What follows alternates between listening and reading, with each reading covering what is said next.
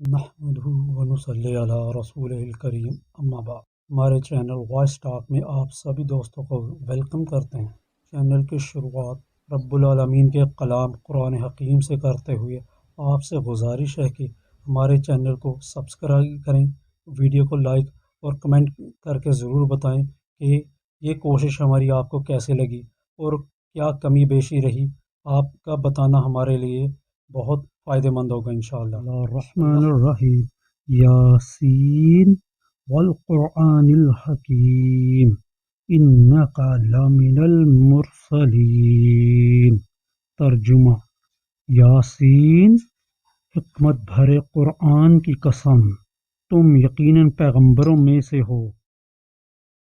दरअसल यहाँ जिस मायने में हिकमत लफ्ज़ आया है उसका मायना मफ़हूम अरबी के मुताबिक कुछ और है।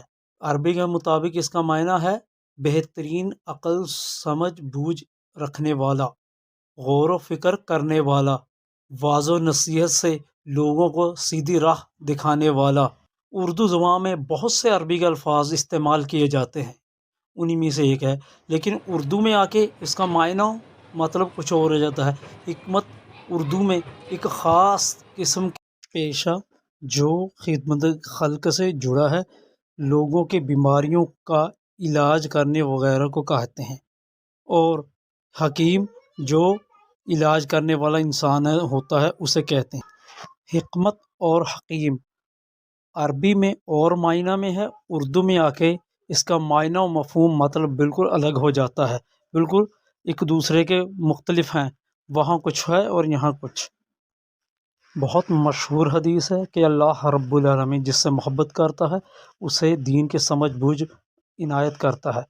और इब्राहीम अलैहिस्सलाम और इस्माइल अलैहिस्सलाम जब खाना काबा की तामीर नौ कर रहे थे और अल्लाह रब्बुल आलमीन से दुआ करते जा रहे थे कि ऐ अल्लाह, इस शहर के रहने वालों को किताब और नबी के ज़रिए हिकमत और बेहतरीन समझ बूझ इनायत कर। अल्लाह ताला ने हिकमत जैसी बेहतरीन दौलत से सिर्फ़ अम्बिया अलैहिस्सलाम को माला माल नहीं किया, बल्कि अम्बिया के पैरोकार जो अम्बिया के तरीक़े पर चलते हैं उनको भी हिकमत इनायत किया है। जैसा कि दाऊद अलैहिस्सलाम को हिकमत दी और उनके ज़माने में लुक़मान जो हकीम गुज़रे हैं उनको हिकमत इनायत की। और हमने लुक़मान को दानाई बख्शी कि खुदा का शुक्र करो, और जो शख्स शुक्र करता है तो अपने ही फायदे के लिए शुक्र करता है, और जो नाशुक्री करता है तो खुदा भी बेपरवाह और सजावार हम्द व सना है। और उस वक्त को याद करो जब लुक़मान ने अपने बेटे को नसीहत करते हुए कहा कि बेटा, खुदा के साथ शिर्क न करना, शिर्क तो बड़ा भारी जुल्म है। और हमने इंसान को जिसे उसकी माँ तकलीफ पर तकलीफ सहकर पेट में उठाए रखती है, फिर उसको दूध पिलाती है और आखिरकार 2 बरस में उसका दूध छुड़ाना होता है, अपने नीज उसके माँ बाप के बारे में ताकीद की है कि मेरा भी शुक्र करता रहे और अपने माँ बाप का भी, कि तुमको मेरी ही तरफ लौट कर आना है। और अगर वो तेरे दर पे हों कि तू मेरे साथ किसी ऐसी चीज को शरीक करे जिसका तुझे कुछ भी इल्म नहीं, तो उनका कहा ना मानना। हाँ, दुनिया के कामों में उनका अच्छी तरह साथ देना, और जो शख्स मेरी तरफ रुजू लाए उसके रास्ते पर चलना, फिर तुमको मेरी तरफ लौट कर आना है। तो जो काम तुम करते रहे मैं सबसे तुमको आगाह करूंगा।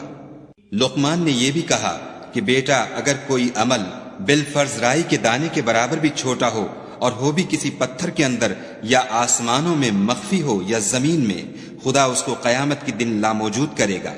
कुछ शक नहीं कि खुदा बारीक बीन और खबरदार है। बेटा, नमाज की पाबंदी रखना और लोगों को अच्छे कामों के करने का अम्र और बुरी बातों से मना करते रहना, और जो मुसीबत तुझ पर वाक़े हो उस पर सब्र करना, बेशक ये बड़ी हिम्मत के काम है। और अज़राह गुरूर लोगों से गाल न फुलाना, और जमीन में अकड़ कर न चलना कि खुदा किसी इतराने वाले खुद पसंद को पसंद नहीं करता। और अपनी चाल में एतदाल किए रहना, और बोलते वक्त आवाज नीची रखना, क्योंकि ऊंची आवाज गधों की सी है, और कुछ शक नहीं कि सबसे बुरी आवाज। हिकमत व दानाई के मामले में हम एक नाम बहुत जानते हैं, हकीम लुक़मान का, जिनके बारे में बहुत सी सही और गलत बातें मशहूर हैं। जैसा कि उनके बारे झूठी बातों में एक मशहूर है कि ان کو جب کہیں جنگلات وغیرہ میں جانا ہوتا تو دوائی جڑی بوٹیاں ان کو آواز دے کے بلا کے کہتے کہ اللہ تعالیٰ نے ہمیں فلاں مرض کی دوا کے لیے بنایا ہے۔ در حقیقت وہ دوائی جڑی بوٹیوں سے علاج کرنے والے حکیم نہ تھے، وہ واعظ و نصیحت لوگوں کو دعوت و تبلیغ کے ذریعے سیدھی راہ دکھانے والے انسان تھے۔ ان کے بارے میں امام الخازن اپنی امام خازن کی تفسیر جو کہ بنی اسرائیلی روایات کے لیے بہت مشہور ہے، انہوں نے بہت زیادہ قصے کہانیاں اپنی اس تفسیر میں جمع کی ہیں۔ دیکھیے انہوں نے بھی کہیں بھی ان کو طبیب نہیں لکھا، انہوں نے حکیم لکھا۔ عربی میں طبیب علاج کرنے والے انسان کو کہا جاتا ہے۔ یہ مارڈیک پختال جو انگریزی کی بہت ہی زیادہ پرانی اور سب سے پہلی تفسیروں میں سے ایک ہے، مارڈیک پختال نے بھی دیکھے یہاں پر ان کے لیے وزڈم کا لفظ استعمال کیا ہے، نہ کہ ڈاکٹر کا۔ آئیے اب قرآن حکیم کی سب سے زیادہ مشہور اور زیادہ تفسیر ابن کثیر میں ان کے بارے میں امام کثیر رحمہ اللہ نے کیا بیان فرمایا ہے، ان کے بارے میں سورۃ اللقمان آیت نمبر 12 کے ضمن میں ان کی تفسیر میں لکھا ہے کہ سعید بن مصیب رحمہ اللہ فرماتے ہیں، آپ مصر کے رہنے والے حبشی غلام تھے، آپ کو حکمت عطا تھی، نبوت نہیں ملی تھی۔ مجاہد رحمہ اللہ کا قول ہے کہ لقمان نبی نہ تھے، نیک بندے تھے، سیاہ فام غلام، موٹے ہونٹوں والے، بھرے قدموں والے تھے۔ اور یہ بھی بات مشہور ہے کہ بنی اسرائیل میں قاضی تھے۔ ایک یہ قول ہے کہ آپ داؤد علیہ السلام کے زمانے میں تھے۔ ایک بار آپ کسی مجلس میں واعظ و نصیحت فرما رہے تھے کہ ایک چرواہا وہاں آیا اور آپ کی طرف دیکھنے لگا اور کہا کہ آپ وہی نہیں ہیں جو فلاں فلاں میرے ساتھ بکری چرایا کرتے تھے؟ آپ نے کہا ہاں میں وہی انسان ہوں جو آپ کے ساتھ تھا۔ اس نے پوچھا تو پھر یہ مرتبہ کیسے ملا کہ آپ کی مجلس بھری رہتی ہے اور لوگ آپ سے واعظ و نصیحت سنتے ہیں اور آپ کی بہت عزت کی جاتی ہے، یہ رتبہ آپ کو کیسے ملا؟